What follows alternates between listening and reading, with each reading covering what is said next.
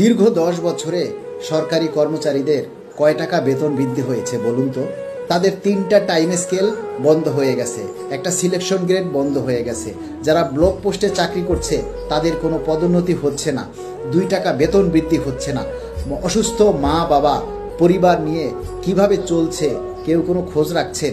এরই মধ্যে অনেক সরকারি কর্মচারী যারা টিসিবির লাইনে দাঁড়িয়ে পণ্য কিনত, সেই সকল টিসিবির পণ্য কেনাও বন্ধ হয়ে গেছে। তাহলে সরকারি কর্মচারীরা আজ কি করবে? নিরুপায় হয়ে অনেক সরকারি কর্মচারী রাতের আধারে অটো চালাচ্ছে। যারা সরকারি চাকরিজীবীদের জন্য প্রদেয় মহার্ঘ ভাতার বিরুদ্ধে বিভিন্ন রকম যুক্তিতর্ক উপস্থাপন করেছেন, তাদের বোঝা উচিত একজন সরকারি চাকরিজীবী মানুষের বিলাসী জীবন এমনটা নয়। তাকে কি রাষ্ট্র ন্যায্য সুযোগ সুবিধা বেতন ভাতা দিচ্ছে? একটা কনস্টেবল 10-11 হাজার টাকা বেতন পায়, সে 2টা ছেলে মেয়ে যদি থাকে, বাবা মাকে লুক আফটার করতে হয়, এই মানুষটা তো ভিক্ষা করলে তার থেকে বেশি টাকা ইনকাম করতো, রিক্সা চালাইলেও সে বেশি টাকা ইনকাম করতো। তাহলে 14, 15, 16, 17 ঘন্টা প্রতিদিন যদি সে ডিউটি করে রোদে, জুলাই আগস্টের রোদে, বৃষ্টিতে, ঠান্ডায়, তাকে তো আমরা রাষ্ট্র সাফিসিয়েন্ট রিওয়ার্ড দিচ্ছি না। তাহলে এই জায়গাটাও আমাকে মাথায় রাখতে হবে যে লিভিং ওয়েজ যেটাকে বলে, যে একটা সম্মানজনক মজুরি। 11 থেকে 20তম গ্রেড পর্যন্ত সরকারি চাকরিজীবীর সংখ্যা বেশি। তারা কত টাকা বেতন পাচ্ছে এবং কিভাবে সংসার চালাচ্ছে সেই বিষয়টি কখনো জেনেছেন?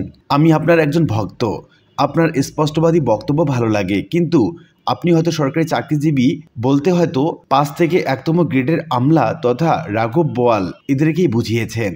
তারা 2015 সালে বৈষম্যপূর্ণ একটি বেতন কাঠামো তৈরি করেছিল, যা 2040 সাল পর্যন্ত তারা অনায়াসেই জীবনযাপন কাটাতে পারবে।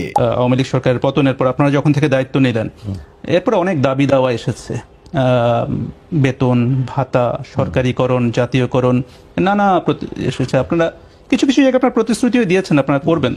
তো এটাতে যে অতিরিক্ত ব্যয়টা হবে সেটা আপনারা কিভাবে সামাল দেবেন? এটা একটা দীর্ঘকালীন একটা ব্যয় তৈরি হবে। কিছু কিছু ব্যয় এগুলো আমরা আসলে দেওয়ার ডিপ্রাইভড, আসলে পলিটিক্যাল গভর্নমেন্ট থাকতে ওরা এগুলো করে না। এখন যেগুলো আমরা দিচ্ছি, কারণ এগুলো একেবারে না দিলে লোকের যেসব ক্লাস লোকজন তারা রিয়েলি ডিপ্রাইভড। বড় যে পে কমিশন করে সামনে পে বাড়াবো টাড়াবো, সেগুলো কিন্তু আমরা কোনো হাত দিচ্ছি না, এটা আমাদেরও না। এটা পলিটিক্যাল গভর্নমেন্ট আসবে, 2015-তে পে কমিশন হয়েছে, let them come and set up another pay commission. অর্থাৎ সরকারি কর্মকর্তা কর্মচারীদের বেতন বাড়া নিয়ে এখন কিছু হচ্ছে না। এখন খালি আপনার কলেজের স্কুলের টিচারদের কিছু ওভার টাইম কিছু ইস্যু আছে, সেগুলো আমরা বলছি আমরা দেখে যেটা সম্ভব আমরা দেবো within the frame of, we are not changing the pay structure and nothing. কিন্তু 20 থেকে 11তম গ্রেডে কর্মচারীরা এখনো 8,250 টাকা থেকে 11,500 টাকা বেতন পান, যা সর্বসাকুল্যে 14,100 টাকা থেকে 20,000 টাকা পর্যন্ত বেতন আসে। এই বেতনে একজন চাকরিজীবী কিভাবে পরিবার নিয়ে সুস্বাস্থ্য নিয়ে বেঁচে থাকবে সেটা বললেন না। ঘুষ তো বড় বড় আমলারা খায়। আমলা আর কামলার বৈষম্য তুলে ধরতে পারতেন আপনি, তা না করে রিক্সাওয়ালার কথা বললেন। রিক্সা ভাড়া গত 10 বছরে ঠিকই বেড়েছে, কিন্তু কর্মচারীদের বেতন 1 টাকাও বাড়েনি, কিন্তু সেটি আপনার নজরে আসেনি। আশা করছি ন্যায্য কথা তুলে ধরবেন। আর এই বক্তব্যটি মূলত রুহিন ফারহানার উদ্দেশ্যে। 12,000 কোটি টাকা তোলার জন্য আপনি গরিবের উপরে ভ্যাট বসাইলেন, ফাইন, সাথে সাথে আপনি আবার সেখান থেকে সরে এসছেন যদিও নানান সমালোচনার মুখে। আমি প্রশ্ন করি, আপনি 7,000 কোটি 7,500 কোটি টাকা মহার্ঘ ভাতা কেন আমলাদের জন্য ডিক্লেয়ার করেছিলেন? এবং সেই সময় আপনারা তখন বলেছেন, আপনার কথাও আমি শুনেছি মিডিয়াতে, আপনি বলছেন জীবনযাত্রার ব্যয় বেড়েছে। জীবনযাত্রার ব্যয় কি কেবলমাত্র আমলারা যারা বেতনের চেয়ে ঘুষের উপর অনেক বেশি নির্ভরশীল তাদের জীবনযাত্রার ব্যয় বেড়েছে, কিন্তু যেই রিক্সাওয়ালাটি 20 টাকা দিয়ে একটা জুস কিনে এখন তাকে 25 টাকা দিতে হবে, তার জন্য কি জীবনযাত্রার ব্যয় বাড়ে নাই? কিংবা ধরুন যারা স্কুল শিক্ষক 17,000 টাকা বেতন পান, 19,000 টাকা বলা হয়েছিল এক শিক্ষক প্রতিবাদ জানি বলছেন আমি 17,000 টাকা বেতন পাই, সেই প্রাথমিক স্কুল শিক্ষক, তার জন্য কি একটা বিস্কিটের প্যাকেট 20 টাকা থেকে 25 টাকা, তার কি জীবনযাত্রার ব্যয় বাড়ে নাই? আমলাদেরটা আপনারা কনসিডার করলেন। কর্মচারীদের পক্ষ থেকে মোশাররফ হোসাইন তিনি বলছেন, এখন দেয়ালে পিঠ লেগে গেছে সবার, সো নিজেদের ন্যায্য অধিকার আদায় তথা মহার্ঘ ভাতা এবং পে স্কেলের দাবিতে আশা করছি সবই আগামী 7 তারিখে মহাসমাবেশে দলে দলে যোগ দিবেন এবং আমাদের আশা পূর্ণ হবে। 7 ফেব্রুয়ারি 2025 খ্রিস্টাব্দ তারিখে যে মহাসমাবেশের ডাক দেওয়া হয়েছে, সেখানে বিভিন্ন রকম দাবি তুলে ধরা হয়েছে। তার মধ্যে 1 নম্বর দাবিতে বলা হচ্ছে হচ্ছে পে কমিশন গঠনপূর্বক বৈষম্য মুক্ত নবম পে স্কেল ঘোষণার মাধ্যমে বেতন বৈষম্য নিরসন সহ বেতন স্কেলে পার্থক্য সমহারে নির্ধারণ এবং গ্রেড সংখ্যা কমাতে হবে। পে কমিশনে 11 থেকে 20তম গ্রেডে কর্মচারী প্রতিনিধি রাখতে হবে। অন্তর্বর্তীকালীন সময়ের জন্য ন্যূনতম 6,000 টাকা মহার্ঘ ভাতা প্রদান করতে হবে। দাবি 2 বলা হচ্ছে যে সকল কর্মচারী নিজ গ্রেডের বেতন বৃদ্ধি শেষ ধাপে পৌঁছে গেছে তাদের বাৎসরিক বেতন বৃদ্ধি নিয়মিত করতে হবে।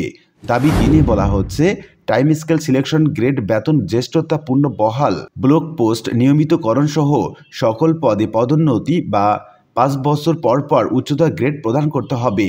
দাবি 4 বলা হচ্ছে বাজার মূল্যের ঊর্ধ্বগতি এবং জীবনযাত্রা ব্যয় বৃদ্ধির সাথে সমন্বয়পূর্বক সকল ভাতাদি পুনর্নির্ধারণ এবং 11 থেকে 20তম গ্রেডে চাকরিজীবীদের রেশন ব্যবস্থা প্রবর্তন অথবা ন্যায্য মূল্যে সরকারিভাবে পণ্য সরবরাহ করতে হবে।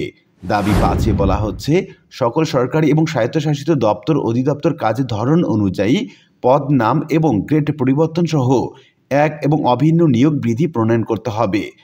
দাবি 6 বলা হচ্ছে সকল স্বায়ত্তশাসিত প্রতিষ্ঠানে বর্তমানে কর্মরত কর্মচারীদের গ্র্যাচুইটির পরিবর্তে পেনশন প্রবর্তন সহ বিদ্যমান গ্র্যাচুইটি বা আনুতোষিকের হার 90% এর স্থলে 100% নির্ধারণ এবং পেনশন গ্র্যাচুইটি 1 টাকার পরিবর্তে 500 টাকা নির্ধারণ করতে হবে। এই ছিল মূলত 6টি দাবি। MST সালমা বেগম তিনি বলছেন পিনাকি দাদা বিদেশি মিশনে কর্মরতদের বৈষম্যের ভিডিও বানানোর পরপরই সরকার ভাতা বৃদ্ধি করলো। আমরা সবাই ওনার ইনবক্সে আমাদের কষ্টের এবং সংসারের টানাটানির কথা জানাই। একটা ভিডিও বানালে আমাদের জন্য উপকার হবে এমনটা প্রত্যাশা করেছেন। অর্থ উপদেষ্টা বলেছেন পে কমিশন কিংবা বেতন বৃদ্ধির কাজ করবে নির্বাচিত সরকার। তাহলে ব্যাংকারদের লাঞ্চ ভাতা দ্বিগুণ করলেন কেন? ইন্টার্নিং চিকিৎসকদের ভাতা বৃদ্ধি করলেন কেন? উপসচিবদেরকে 30 লক্ষ টাকা গাড়ি কেনার লোনের সাথে অ্যাডজাস্ট করলেন কেন? হাজার হাজার প্রশাসনিক কর্মকর্তাদের পদোন্নতি দিলেন কেন? গার্মেন্টস শ্রমিকদের বাৎসরিক ইনক্রিমেন্ট 9% করে দিলেন কেন? রেলের রানিং স্টাফ এবং লাইডারের শ্রমিকদের অর্থনৈতিক সমস্যা সমাধান করলেন কেন? এগুলো তো নির্বাচিত সরকারের করার কথা। আপনারা সংস্কার করছেন কেন? এগুলো তো নির্বাচিত সরকারের করার কথা। আপনারা আজকাল যে সংস্কারগুলি করছেন, নির্বাচিত সরকার এসে তো এগুলি কিছুই রাখবে না। নির্বাচিত সরকার তারা তাদের মতো করে আবার সংস্কার করবে। শুধু তৃতীয় চতুর্থ শ্রেণীর কর্মচারীদের বেতন ভাতা বৃদ্ধি করতে গেলেই মূল্যস্ফীতি বেড়ে যায়। হাজার হাজার কোটি টাকা এদেশ থেকে পাচার হয়ে বিদেশে চলে গেল। তখন কোনো অর্থনীতিবিদের মাথা ব্যথা দেখা যায় নাই। তৃতীয় চতুর্থ শ্রেণীর সরকারি কর্মচারীরা যদি কাজ না করে তাহলে কোনো আমলা, মন্ত্রী, চিকিৎসক, সচিব কেউ কি সেই কাজগুলি করবে? আজকে যদি চতুর্থ শ্রেণীর কর্মচারীরা রাস্তায় ঝাড়ু দেওয়া বন্ধ করে দেয়, কোনো প্রশাসন ক্যাডারের কর্মকর্তা রাস্তায় ঝাড়ু দিবে? আজকে যদি পুলিশ কনস্টেবল, ট্রাফিক পুলিশ তারা কাজ বন্ধ করে দেয়, তাহলে কোনো আমলা, সচিব রাস্তায় দাঁড়িয়ে ট্রাফিক পুলিশের কাজ করবে? দীর্ঘ 10 বছরে সরকারি কর্মচারীদের কয় টাকা বেতন বৃদ্ধি হয়েছে বলুন তো? তাদের 3টা টাইম স্কেল বন্ধ হয়ে গেছে, একটা সিলেকশন গ্রেড বন্ধ হয়ে গেছে। মিজানুর রহমান তিনি বলছেন মহার্ঘ ভাতা এবং নবম পে স্কেল বাস্তবায়নের দাবিতে 11 থেকে 20তম গ্রেডের সরকারি চাকরিজীবী ফোরাম এবং বাংলাদেশ সরকারি কর্মচারী উন্নয়ন পরিষদের যৌথ উদ্যোগে আগামী 7 ফেব্রুয়ারি 2025 তারিখে সমাবেশের প্রস্তুতি নিন। যোগ দিন, সফল করুন। এই যে বিলিয়ন বিলিয়ন ডলার এদেশ থেকে পাচার হয়ে বিদেশে যাচ্ছে, তখন কি মূল্যস্ফীতি দেখা দেয় না? তখন এডিবি, সিপিডি তখন তাদের চোখে পড়ে না? এই যে বিনা সুদে 30 লক্ষ টাকা ঊর্ধ্বতন কর্মকর্তারা লোন নিচ্ছে, 50,000 টাকা মাসে তার মেনটেন্যান্স খরচ নিচ্ছে, তখন মূল্যস্ফীতি দেখা দেয় না? এই যে ব্যাংকে 200 টাকা লাঞ্চ ভাতা 400 টাকা হলো, তখন মূল্যস্ফীতি দেখা দেয় না? ব্যাংকের কি নিজের টাকা বানানোর কারখানা আছে? ব্যাংকের টাকা কি সরকার বাজেট দেয় না?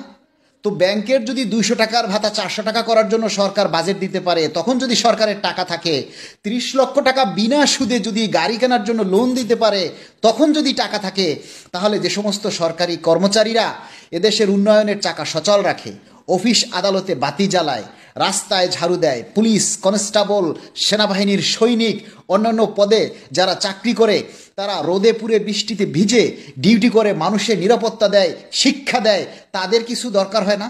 তাদেরকে 4,000 টাকা মহার্ঘ ভাতা দিতে গেলেই এদেশের মূল্যস্ফীতি দেখা দিবে। এই যে এডিবি, সিপিডি আপনারা এত বিশেষজ্ঞ জ্বালাইয়া যান যখন একটা সরকারি কর্মচারীদের কোনো কিছু দেওয়ার উদ্যোগ নেয়, আপনারা আগে কিছু চোখে দেখেন না? আপনারা কি চান এখন? সরকারি কর্মচারীরা মহার্ঘ ভাতা যার যার অফিস থেকে আদায় করে নিবে? আপনারা এটাই চাচ্ছেন? উল্লিখিত বিভিন্ন আলোচনা থেকে আমরা এইটুকু বলতে পারছি যে মহার্ঘ ভাতা এখন একটি অনিশ্চয়তার নাম, আর এই কারণে কর্মচারী পরিষদ বিভিন্ন রকম কর্মসূচি, সেই সঙ্গে 7 ফেব্রুয়ারি মহাসমাবেশে ডাক দিয়েছে। এখন দেখার অপেক্ষা এই মহার্ঘ ভাতা কিংবা বৈষম্য মুক্ত নবম পে স্কেল আদৌ হবে কিনা। আর এর অপেক্ষায় রয়েছেন লাখ লাখ সরকারি কর্মচারী। আর দ্রব্যমূল্যের বিষয় বিবেচনা করে এই সরকারি চাকরিজীবীরা প্রত্যাশা করছেন তাদের নবম পে স্কেল তথা মহার্ঘ ভাতা। আশা করি বিষয়টি বুঝতে পেরেছেন। আর আজকের ভিডিওটি এ পর্যন্তই। আশা করি ভিডিওটি আপনাদের ভালো লেগেছে। ভিডিওটি ভালো লাগলে লাইক কমেন্ট করতে ভুলবেন না। দেখা হবে অন্য কোনো ভিডিওতে। সে পর্যন্ত সবাই ভালো থাকবেন। ধন্যবাদ।